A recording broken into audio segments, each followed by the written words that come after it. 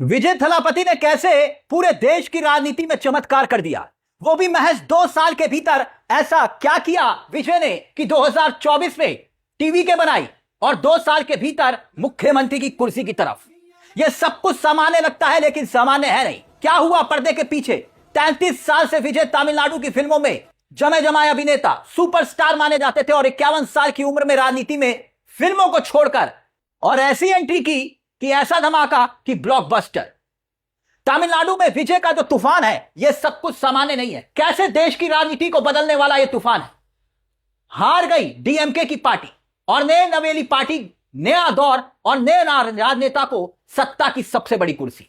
विजय की जीत क्यों आखिरकार असाधारण है और क्यों विजय की जीत पर सबसे ज्यादा चर्चा देश में हो रही है? 5 राज्यों में चुनाव हुए, लेकिन चर्चा विजय की जीत की क्यों हो रही है?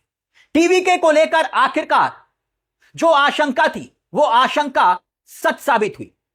दावे किए जा रहे थे कि बहुमत के करीब तक नहीं पहुंचेगी, लेकिन विजय ने सबको हैरान कर दिया।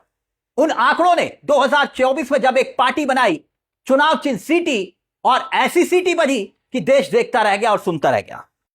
अब याद करिए, एक एक वाक्य को याद करिए, हम आपको दिखाएंगे कि विजय की जीत ये असाधारण क्यों है। 2021 के चुनाव में इसी तरह से पीएमके की चर्चा चली थी और उस वक्त हार जीत तय होगी, यह कहा गया था कि पीएमके तय करेगी, मगर पार्टी कुछ खास कमाल नहीं कर पाई।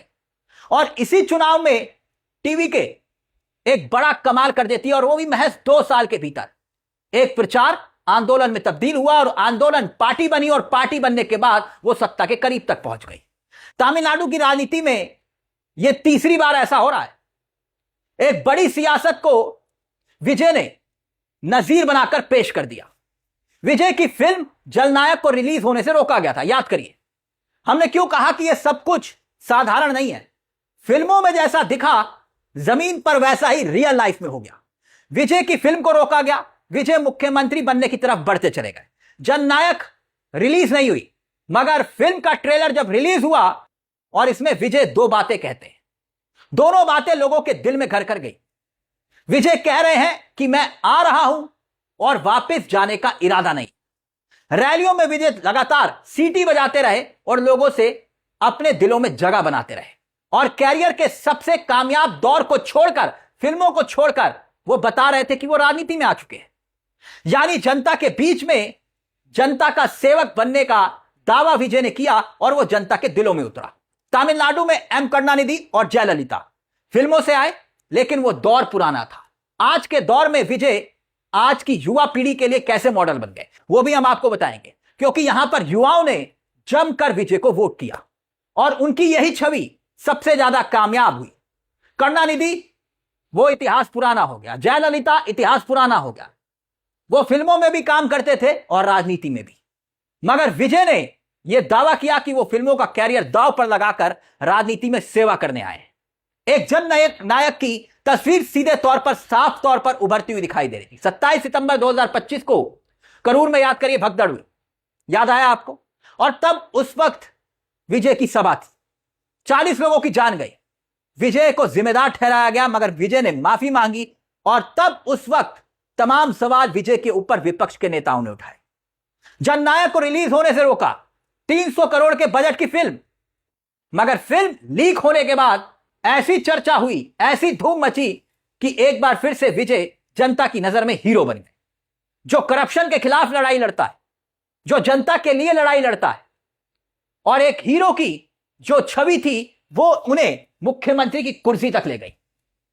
जहां पर सीधे तौर पर आपने देखा होगा कि विजय की जो फिल्में थी, पहले वो एक्शन मूवी में किरदार के रूप में दिखाई देते थे, जिसे आप मार धाड़ वाली मूवी कहते हैं, और फिर उसके बाद विजय ने उन समस्याओं को उठाना शुरू किया जिससे वो असल में हीरो बन गए। वो समस्याएं जो फिल्मों में अब नहीं उठाई जाती।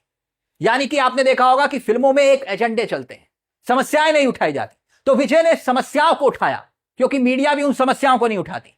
विजय ने उन समस्याओं को उठाकर फिल्मों के आधार के रूप में जनता के सामने रखा, यानी जनता की समस्याएं जनता के सामने। और ये फिल्में असल में विजय को तब हीरो बना गई जब उन्होंने स्वास्थ्य के मामले में भ्रष्टाचार को लेकर एक मुहिम को जन्म दे दिया, हेल्थ करप्शन का जिक्र किया, किसानों की समस्याओं के आधार पर फिल्में बनाना शुरू किया, और इस तरह की फिल्मों के जरिए विजय ने जनता की समस्याओं से खुद को नायक के तौर पर स्थापित कर दिया। 1959 लगभग 1960 डीएमके बनी। स्टालिन की सरकार, उस पार्टी की सरकार जो सत्ता में है, उसी को ही चुनाव में हरा दिया, पहली बार चुनाव लड़कर। इसीलिए कहा जा रहा है कि विजय ने चमत्कार किया। विजय ने तमिलनाडु की राजनीति को पूरी तरह से बदल कर रख दिया, ना सिर्फ तमिलनाडु की राजनीति को बल्कि देश की राजनीति को भी।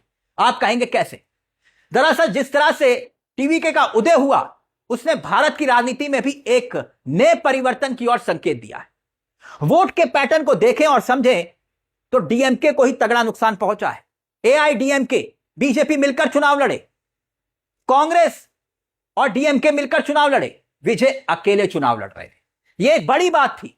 और 234 सीटों पर अपने उम्मीदवार उतारना, अपने एजेंडे को जनता के बीच पहुंचाना इतना आसान नहीं था। इसलिए कहा जा रहा है कि यह चमत्कार हुआ। अरविंद केजरीवाल चुनाव जीते थे दिल्ली में पहली बार, लेकिन उन्होंने अपने संगठन को तब खड़ा कर लिया था। बीजेपी इस बार 27 और कांग्रेस 28 सीटों पर तमिलनाडु में चुनाव लड़ी। 5 राज्यों में चुनाव हुए, लेकिन विजय की चर्चा सबसे ज्यादा हो रही है। क्यों हो रही है जानते हैं आप? 5 राज्यों में सबसे ज्यादा नए वोटर जो हैं वो तमिलनाडु में थे। 20 से 29 साल की उम्र के मतदाता, सबसे ज्यादा नए मतदाता जुड़े, युवा मतदाता जुड़े, और यही सबसे बड़ी ताकत बन गए विजय की। तमिलनाडु में 1 करोड़ 18 लाख के पार यहां पर कहा जा रहा है कि वोटर नए बने।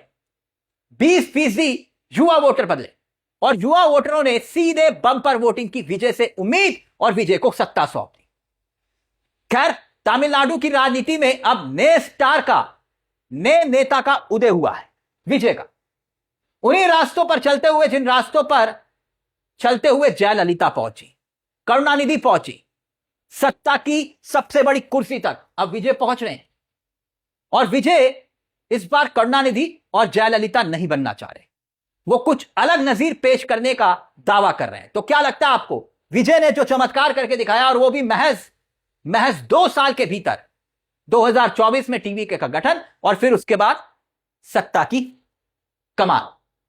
तो विजय के ब्लॉकबस्टर को लेकर आपकी क्या राय है? ये जो राजनीति में एंट्री की है, वो फटा पोस्टर निकला हीरो टाइप का मामला, विजय ने चमत्कार कर दिया। इस पूरे मुद्दे को लेकर अपनी राय हमें कमेंट बॉक्स में जरूर दीजिएगा। मुझे तिलक चावला को दीजिए इजाजत। एक छोटी सी दरख्वास्त, चैनल को सब्सक्राइब करना मत भूलिएगा। मंच आप ही का है, जहां हम सिर्फ खबर नहीं दिखाते बल्कि खबर के पीछे की खबर भी बताते हैं। नमस्कार, जय हिंद, जय भारत।